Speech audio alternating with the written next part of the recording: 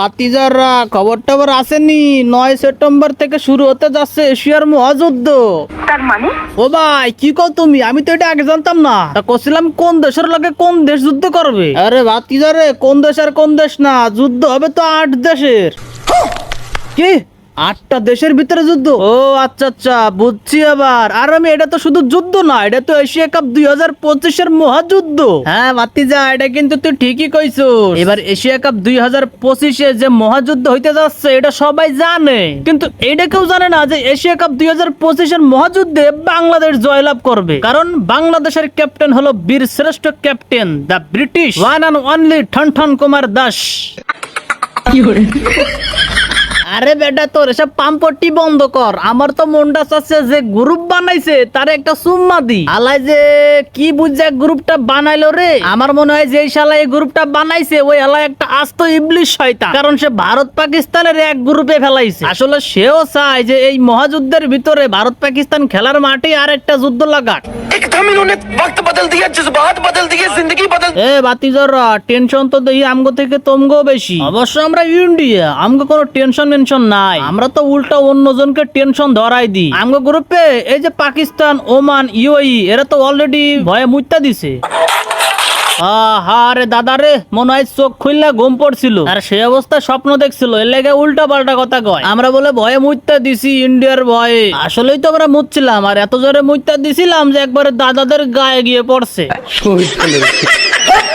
দাদারা, খেলার বাইরে বক বক একটু কম করিও। খেলার ভিতরে যে কি হবে এটা তোমরা বুঝতেছো না। এবার পাকিস্তান এশিয়া কাপে একবার তুমুল ঝড় উঠাই দেবে, ঝড়। मजा नहीं आ रहा है। আরে ভাই, আমরা কোন পাপের শাস্তি পাচ্ছি এটা যদি কইতো তাহলে আমি মনটা হালকা হইতো। আমি তো শিওর যে এই গ্রুপ বানাইছিল ও নিশ্চয়ই শুকনা পাতা খাইছিল, নাইলে এরকম চুল পাকনা মার্কা গ্রুপ বানাইতো না। আরে মিয়া, যে গ্রুপে ইন্ডিয়া পাকিস্তান, ওই গ্রুপে ওমান আর ইউএই ঢুকাই দিছে। এ ভাই, দুইটা হাতি মার্কার টিমের লগে দুইটা পিঁপড়া মার্কার টিম ঢুকাই দিছে। না জিততে পারবো ইন্ডিয়ার লগে, না জিততে পারবো পাকিস্তানের লগে। ফার্স্ট যে আমরা খাইতে যাচ্ছি এটা তো চোখের সামনে অলরেডি ভাসতেছেই। আরে কাকুরা, খেলাবো তো আমগো গ্রুপ বিতে। বাংলাদেশ, আমরা আফগানিস্তান, শ্রীলঙ্কা আর রয়েছে হংকং। হংকং এর তো এক ফু দিলেই হয়ে যাবে নে চংপং, কিন্তু এই বাকি 3 টিমের ভিতরেই তো বাইতে যাবে নে চটাং পটাং। কথা সত্য বলছে। আরে আমাদের তো কোনো প্যারাই নাই। হংকং রে তো আমরা ইজিলি খাই দিমুনি। আর আফগানিস্তান, এতটা তো গত 2-1 বছর ধরে কোনো ন্যাশনাল ক্রিকেটই খেলে না। অতটুকু মনে হয় এরা ব্যাটিং বোলিং সব ভুলে গেছে। আর রইলো বাঙালি, এরা কয়েকদিন আগে আমগো টি20 সিরিজে একবারে আসলা বাস ভরে দিছে। সমস্যা নাই, এর প্রতিশোধ এই এশিয়া কাপেই নিয়ে নেব। আমাদের শ্রীলঙ্কার জন্য রাস্তা ফুল ক্লিয়ার, কোনো ব্যাপারই না। তোর কপালে জুতার বাড়ি হারামি। ইরে শালার পশালা, দেখছস? এই বেটা, তোদের কি লজ্জা শরম বলতে কিছু আছে? না থাকলে ক উগান্ডা থেকে লজ্জার ভ্যাকসিন এনে না তোদের পিছন দিয়ে ভরে দি। তুই যে আমগো বাঙালির কথা মুখে উচ্চারণ করলি, তোর তো বেটা অজুই নাই। তুই অজু ছাড়া বাঙালি নাম উচ্চারণ করলি কেমনে? এ বেটা, তা না হয় হইলো। ও বেটা, এ কোথাটা কইলো কি ওরা নাকি আমাদের কাছ থেকে প্রতিশোধ নেবে। আর কয়দিন হলো টি20 সিরিজে ওকে এমন ভাবে বাস দিছিলাম, খালি মুখ দিয়ে বাঙালি আব্বা বলতেছিল। এখনো কানের ভিতরে সিন সিন শব্দ হয়। তারপরেও শালা নাগরিক পুত্ররা বাঙালির নিয়ে এই কথা কয়। শালার মনটা চায় যে নিম পাতার শরবত ওকে মুখে একবারে ঢেলা দি, যাতে মুখে এমন তিতা লাগে যে তিতার ঠেলায় কথা না বাইরায় মুখ দিয়ে।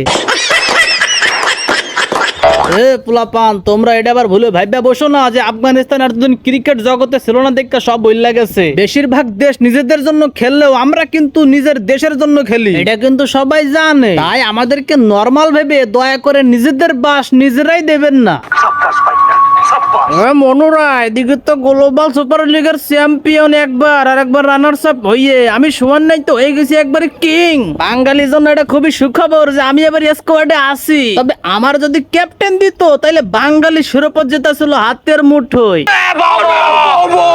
যাই হোক, তারপরও ব্যাপার না। ধনী খ্যাত মহেন্দ্র সিং সোহান যদি বাঙালির স্কোয়াডে থাকে, এটাই তো বাঙালির জন্য একটা ভাগ্যর বিষয়।